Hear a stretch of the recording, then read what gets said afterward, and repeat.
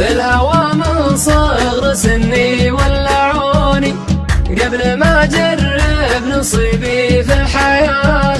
واخر المشوار في الغب رموني في بحور العشق الله بالنجاة، والعذارى في هواهم جننوني جرح قلبي ما لقينا له دواء.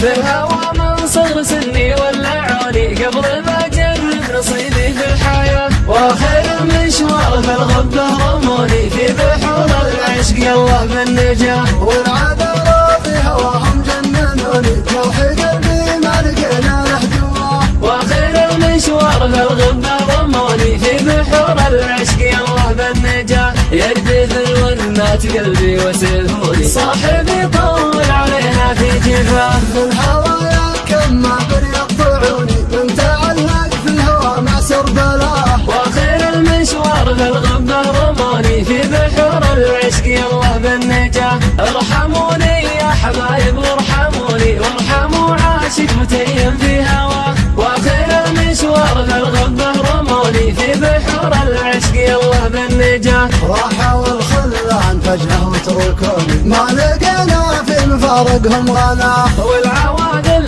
جرحوني وغبنوني ضيقوا دنياي من كل اتجاه، واخر المشوار في الغبة رموني في بحور العشق الله بالنجاة، ما باخذت في بتجريح الجفوني اكرم من الغدر فرقانا، واخر المشوار في الغبة رموني في بحور العشق الله بالنجاة، من بعد تعذيب وما لا نسوني يا فرج ردي علينا من سما، في الهوى من صغر سني ولعوني قبل ما أجرب نصيبي في الحياة، واخر المشوار في الغبة رموني في بحور العشق الله بالنجاة، والعذارى في هواهم جننوني جرح قلبي ما لقينا له دواء، واخر المشوار في الغبة رموني في بحور العشق الله بالنجاة، يردف الونات قلبي وسيفوني صاحبي طول علينا في جفاه، في الهوايا كم ما